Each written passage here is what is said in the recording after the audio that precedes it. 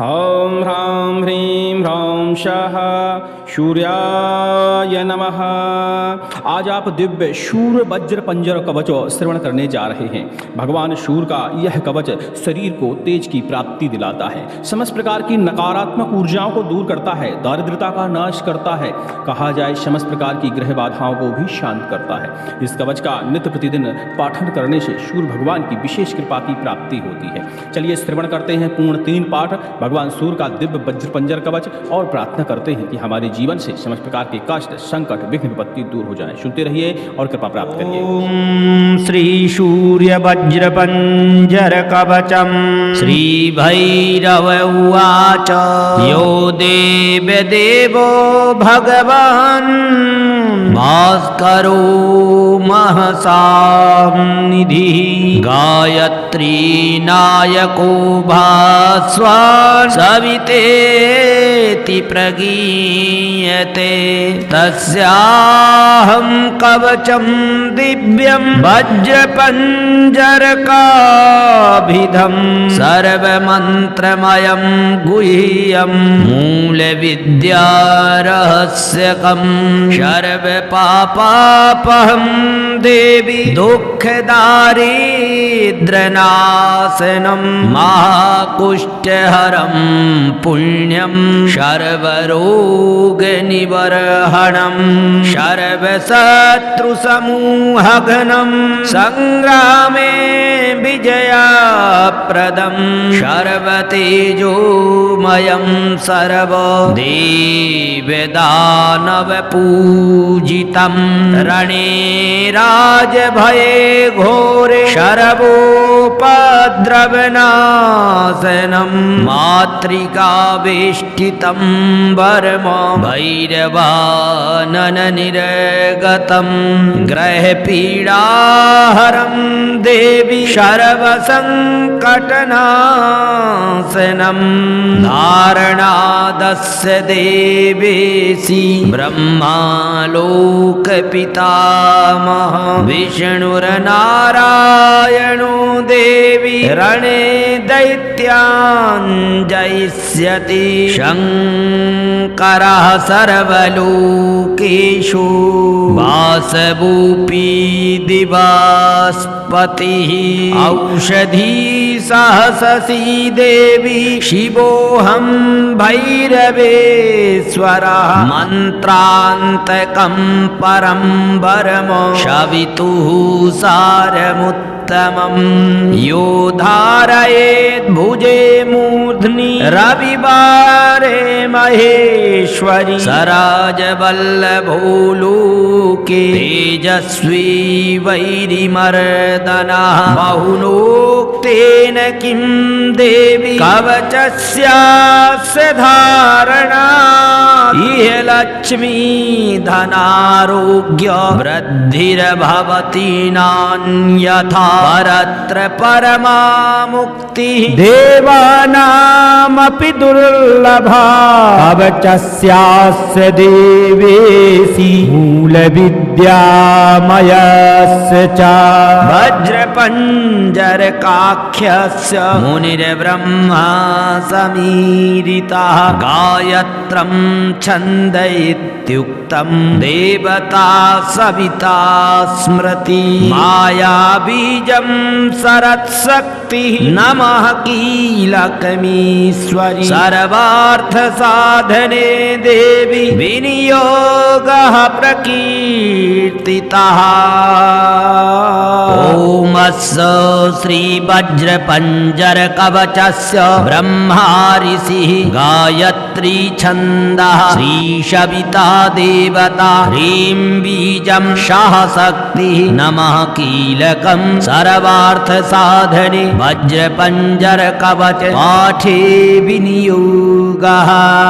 ॐ ब्रह्मा ऋषये नमः शिरसि गायत्रं छन्दसे नमः मुखे श्रीसविता देवतायै नमः हृदि ह्रीं बीजाय नमः गुह्ये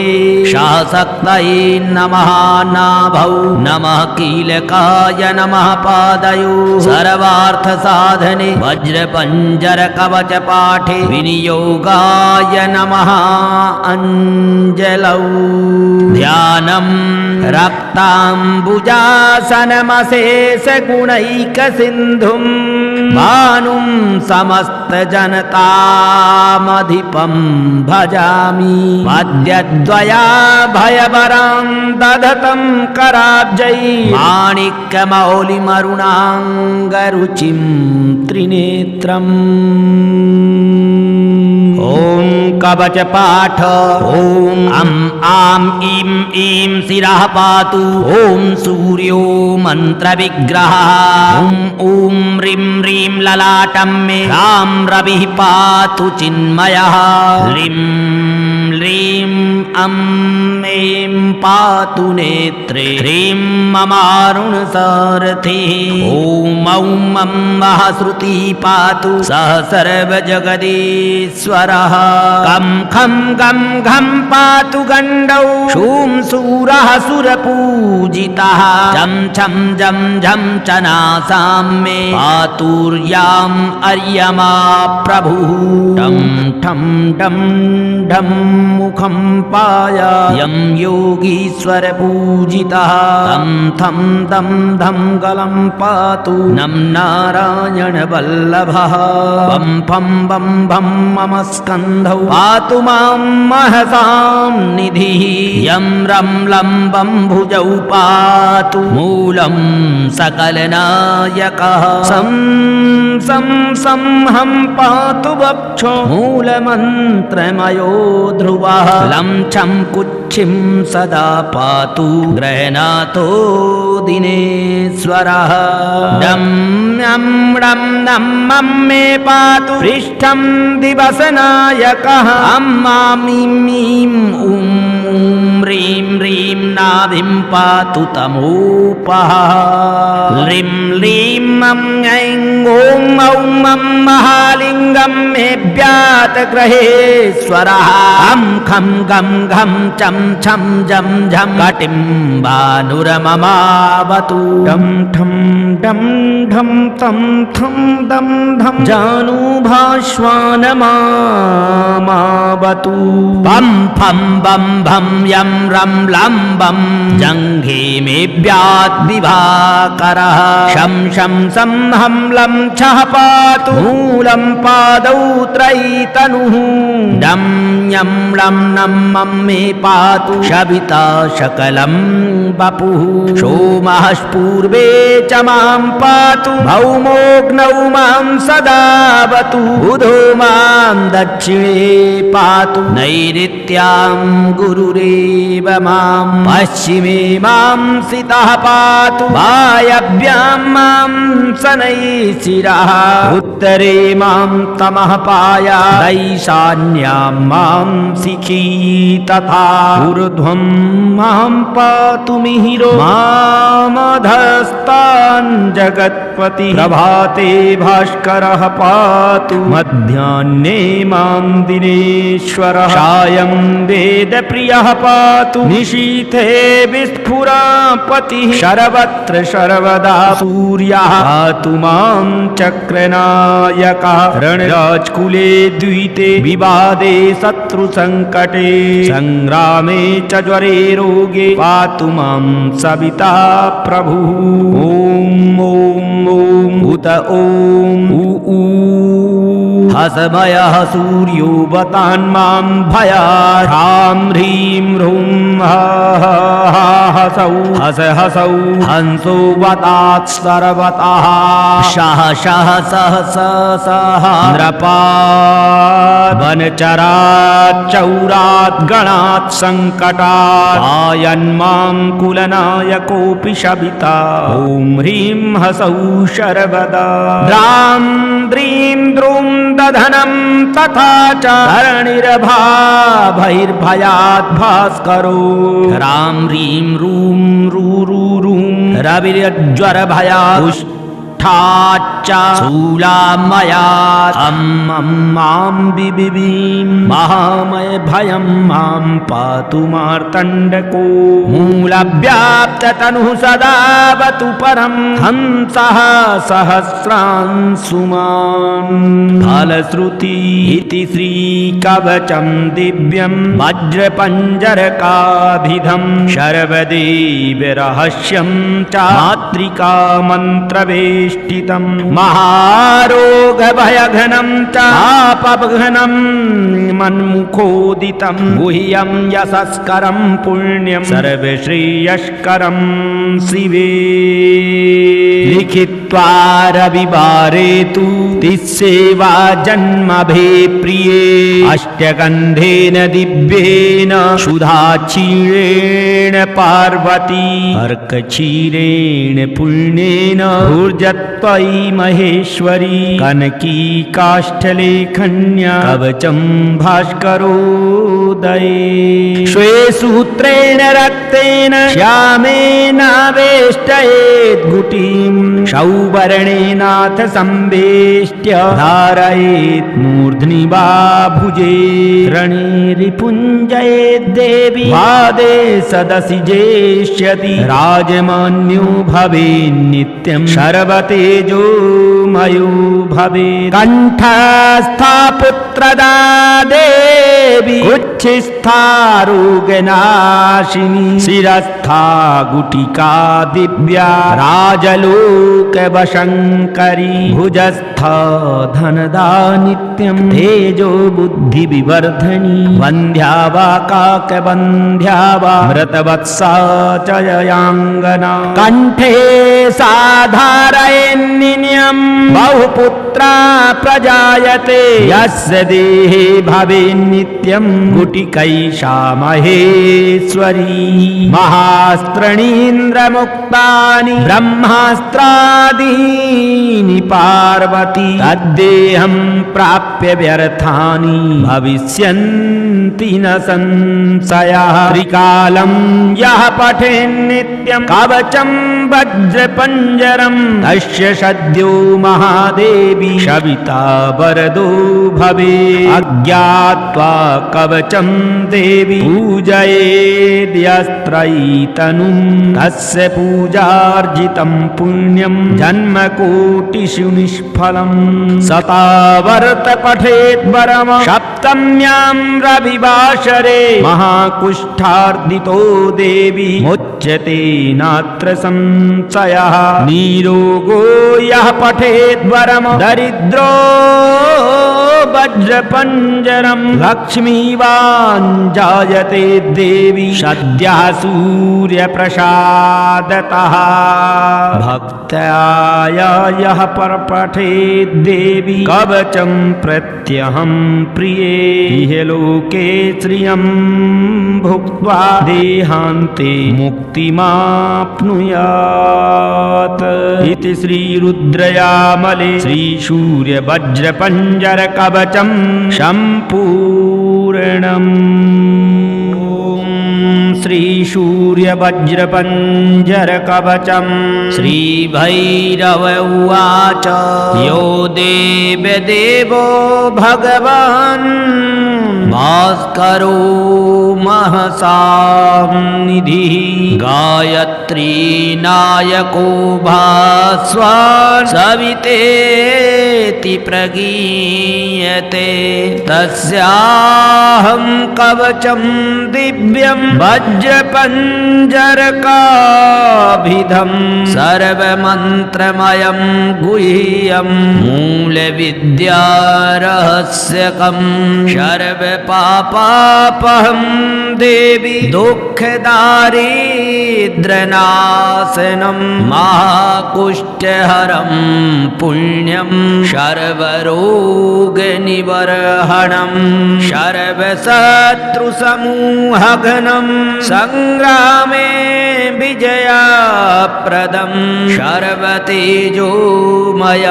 सर्वदेवदानवपूजितं रणे राज भये घोरे शरवोपद्रवनाशनं मातृका वेष्टितं वर्म भैरवानन निर्गतं ग्रहपीडाहरं देवी सर्वसङ्कटनाशनं धारणादस्य देवेशी ब्रह्मालोकपितामह विष्णुर्नारायणो देवी रणे दैत्यान् जयिष्यति शङ्करः सर्वलोकेषु वासवोऽपि दिवास्पतिः औषधी सहससी देवी शिवोऽहं भैरवेश्वरः मन्त्रान्तकं परं वरम शवितुः सारमुत्तमं यो धारयेत् भुजे मूर्ध्नि रविवारे महेश्वरी सराजवल्लभो लोके तेजस्वी वैरिमर्दनः बहुनोक्तेन किं देवी कवचस्यास्य धारणा इह लक्ष्मी धनारोग्य वृद्धिर्भवति नान्यथा परत्र परमा मुक्तिः देवानामपि दुर्लभा कवचस्यास्य देवेशी मूलविद्यामयस्य च वज्रपञ्जरकाख्यस्य मुनिर्ब्रह्मा समीरितः गायत्रं छन्द इत्युक्तं देवता सविता स्मृति मायाबीजं सरत्शक्तिः नमः कीलकमीश्वरि सर्वार्थसाधने देवी विनियोगः प्रकीर्तितः ओमस्य श्रीवज्रपञ्जरकवचस्य ब्रह्मा ऋषिः गायत्री छन्दः श्रीशविता देवता ह्रीं बीजं सह शक्तिः नमः कीलकं सर्वार्थसाधने वज्रपञ्जरकवच पाठे विनियोगः ॐ ब्रह्मा ऋषये नमः शिरसि गायत्रं छन्दसे नमः मुखे श्रीसविता देवतायै नमः हृदि ह्रीं बीजाय नमः गुह्ये सहशक्तये नमः नाभौ नमः कीलकाय नमः पादयो सर्वार्थसाधने वज्रपञ्जरकवच पाठे विनियोगाय नमः अञ्जलौ ध्यानं रक्ताम्बुजासनमशेषगुणैकसिन्धुं भानुं समस्तजनतामधिपं भजामि पद्यद्वयाभयवरां दधतं कराब्जै माणिक्यमौलिमरुणाङ्गरुचिं त्रिनेत्रम् ॐ कवचपाठ ॐ अं आं ईं ईं शिरः पातु ॐ सूर्यो मन्त्रविग्रहः ॐ ह्रीं ह्रीं ललाटं मे रां रविः पातु चिन्मयः ह्रीं ह्रीं अं ऐं पातु नेत्रे ह्रीं ममारुणसारथिः ॐ औं अम्बः श्रुतिः पातु सः सर्वजगदीश्वरः कं खं गं घं पातु गण्डौ शूं शूरः सुरपूजितः झं छं झं झं चनासां मे पातुर्याम् अर्यमा प्रभुः टं ठं डं ढं मुखं पायायं योगीश्वरपूजितः तं थं दं धं गलं पातु नं नारायणवल्लभः वं फं वं भं मम स्कन्धौ पातु मां महसां निधिः यं रं लं वं भुजौ पातु मूलं सकलनायकः सं सं हं पातु वक्षो मूलमन्त्रमयो ध्रुवः लं छं कुच्च कुक्षिं सदा पातु गृह्णातो दिनेश्वरः डं यं डं नं मं मे पातु पृष्ठं दिवसनायकः अम्मां मीं ऊं ह्रीं ह्रीं नाभिं पातु तमोपः ह्रीं ह्रीं मं ऐं ॐ औं मं महालिङ्गं मे व्यात ग्रहेश्वरः अं खं गं घं चं छं जं झं घटिं भानुरममावतु डं ठं डं ढं तं थं दं धं जानुभाश्वानमावतु पं फं बं भं यं रं लं बं जङ्घे मे व्याद्विभाकरः शं शं सं हं लं छः पातु मूलं पादौ त्रयीतनुः डं यं लं नं मं मे पातु शविता सकलं वपुः सोमः पूर्वे च मां पातु भौमोऽग्नौ मां सदावतु बुधो मां दक्षिणे पातु नैऋत्यां गुरुरेव मां पश्चिमे मां सितः पातु वायव्यां मां शनैः शिरः उत्तरे मां तमः पायात् दैशान्यां मां शिखी तथा ऊर्ध्वं मां पातु मिहिरो मामधस्तान् जगत्पति प्रभाते भास्करः पातु मध्याह्ने मां दिनेश्वरः सायं वेदप्रियः पातु निशीथे विस्फुरापतिः सर्वत्र सर्वदा सूर्यः पातु मां चक्रनायकः रणराजकुले द्विते विवादे शत्रुसङ्कटे संग्रामे च ज्वरे रोगे पातु मां सविता प्रभुः ॐ ॐ ॐ उत ॐ उ ऊ हसमयः सूर्यो वतान्मां भयात् ह्रां ह्रीं ह्रूं हसौ हस हसौ हंसो वतात् सर्वतः शः शः सह सह नृपात् वनचरात् चौरात् गणात् सङ्कटात् आयन्मां कुलनायकोऽपि शविता ॐ ह्रीं हसौ सर्वदा द्रां द्रीं द्रुं दधनं तथा च धरणिर्भयात् भास्करो ह्रां ह्रीं रूं रूं रविर्ज्वरभयात् च शूलामयात् मां बिबिं महामय भयं मां पातु मार्तण्डको मूलव्याप्ततनुः सदावतु परं हंसः सहस्रांशुमान् फलश्रुति इति श्रीकवचं दिव्यं वज्रपञ्जरकाभिधं शर्वदेवरहस्यं च मातृका मन्त्रवेष्टितम् महारोगभयघनं च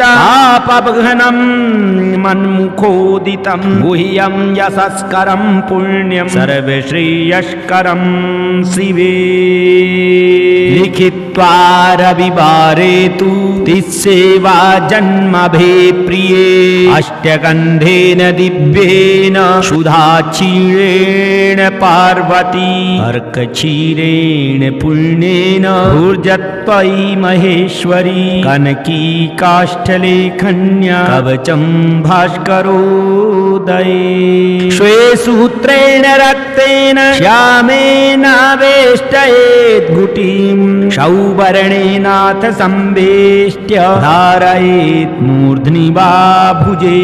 रणे रिपुञ्जयेत् देवी वादे सदसि जेष्यति राजमान्यो भवेन्नित्यं सर्वतेजोमयो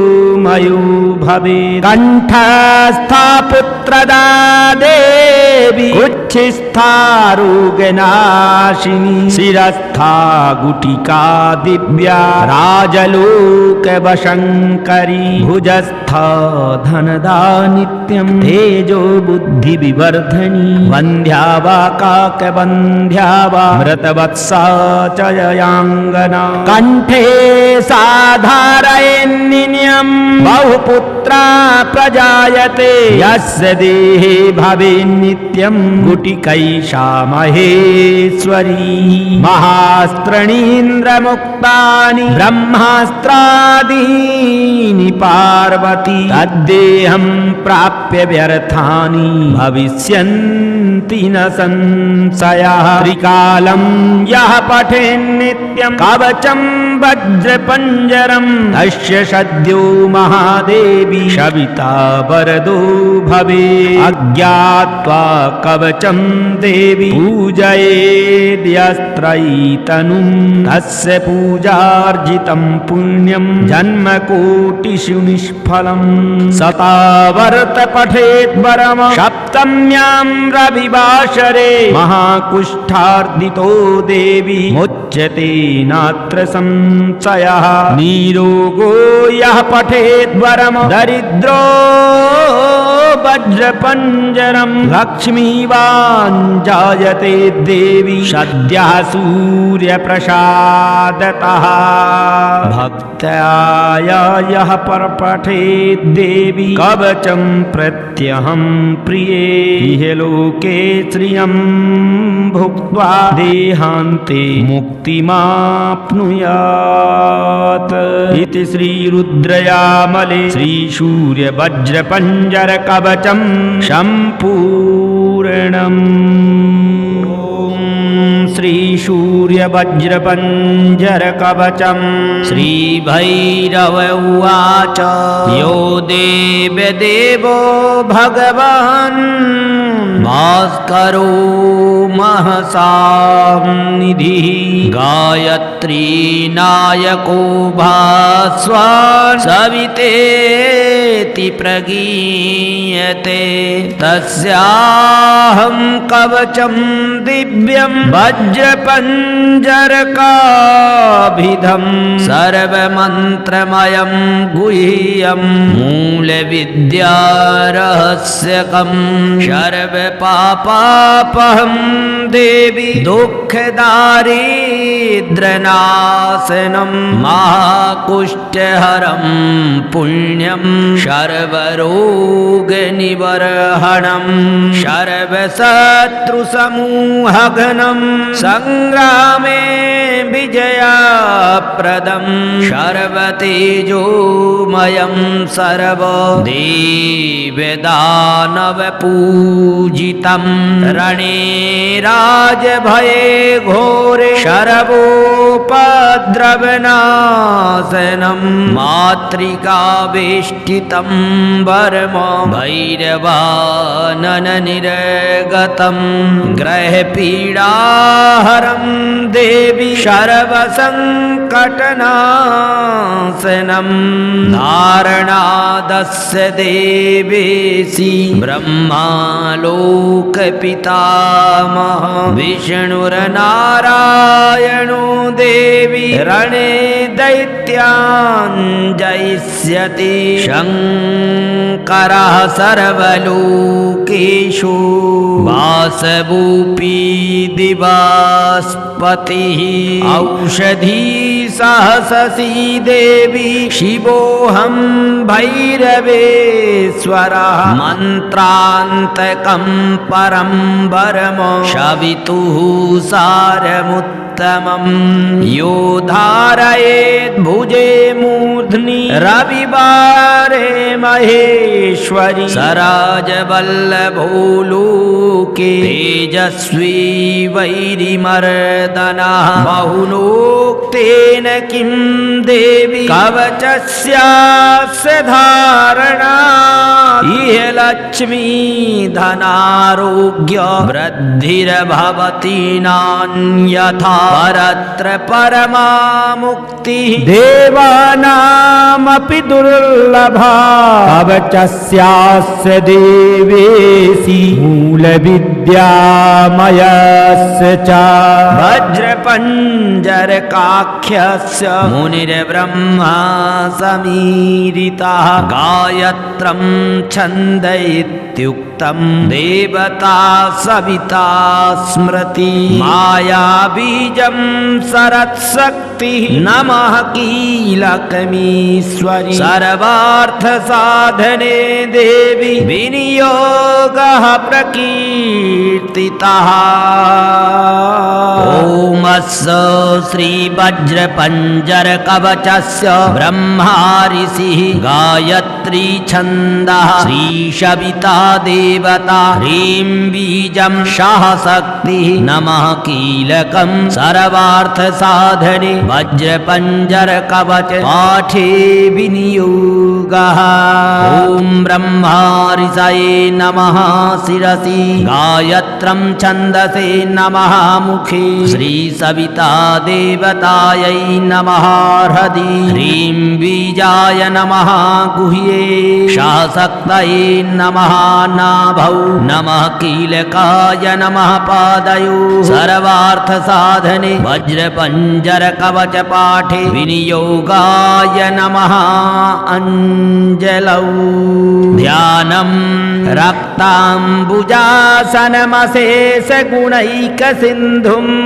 भानुं समस्त जनतामधिपं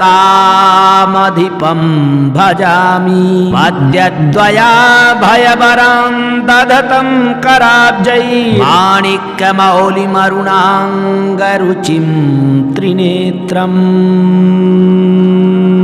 ओम कवच पाठ ओम आम ईं ईं शिरः पातु ओम सूर्यो मंत्र विग्रह ओम ह्रीं ह्रीं ललाटं मे राम रविः पातु चिन्मयः ह्रीं ह्रीं ऐं पातु नेत्रे ह्रीं ममारुण सारथिः ओम औं महाश्रुतिः पातु सह सर्वजगदीश्वरः कं खं गं घं पातु गण्डौ शूं शूरः सुरपूजितः झं छं झं झं चनासां मे पातुर्याम् अर्यमा प्रभुः टं ठं डं ढं मुखं पायायं योगीश्वर पूजितः तं थं दं धं गलं पातु नं नारायण वल्लभः बं फं बं भं मम स्कन्धौ पातु मां महसां निधिः यं रं लम्बं भुजौ पातु मूलं सकलनायकः सं सं हं पातु वक्षो मूलमन्त्रमयो ध्रुवः लं छं कुक्षिं सदा पातु ग्रहणातो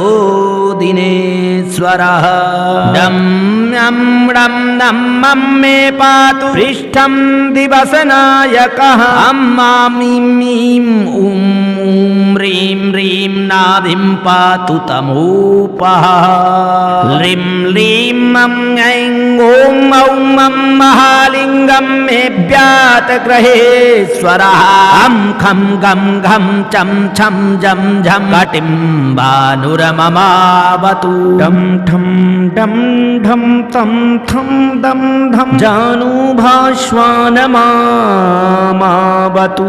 बं फं बं भं यं रं लम्बं जङ्घे मे व्याद्विभाकरः शं शं सं हं लं छः पातु मूलं पादौ त्रयीतनुः डं यं लं नं मं मे पातु सविता सकलं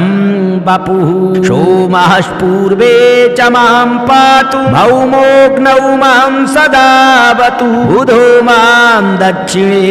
पातु नैऋत्यां गुरुरेव मां पश्चिमे मां सितः पातु वायव्यां मां शनैः शिरः उत्तरे मां तमः पायात् ईशान्यां मां शिखी तथा ऊर्ध्वं मां पातु मिहिरो मामधस्तान् जगत्पति प्रभाते भास्करः पातु मध्याह्ने मां दिनेश्वरः सायं वेदप्रियः पातु निशीथे विस्फुरापतिः सर्वत्र सर्वदा सूर्यः पातु मां चक्रनायकः रणराजकुले द्विते विवादे शत्रुसङ्कटे संग्रामे क्षामे च ज्वरे रोगे पातु मां सविता प्रभुः। ॐ ॐ ॐ उत ॐ ऊ हसमयः सूर्यो वतान्मां भयात् ह्रां ह्रीं ह्रूं हसौ हस हसौ हंसो वतात् सर्वतः शः शः सह सह नृपात् वनचरात् चौरात् गणात् सङ्कटात् आयन्मां कुलनायकोऽपि शविता ॐ ह्रीं हसौ शर्वदा द्रां द्रीं द्रुं दधनं तथा च धरणिर्भयात् भास्करो ह्रां ह्रीं रूं रूं रविर्ज्वरभयात् ष्ठाच्च शूलामयात् मां बिबिं महामय भयं मां पातु मार्तण्डको मूलव्याप्ततनुः सदावतु परं हंसः सहस्रांशुमान् फलश्रुति इति श्रीकवचं दिव्यं वज्रपञ्जरकाभिधं शर्वदेवरहस्यं च मातृका मन्त्रवेश महारोगभयघनं च पापघनं मन्मुखोदितं गुह्यं यशस्करं पुण्यं सर्वश्रेयस्करं शिवे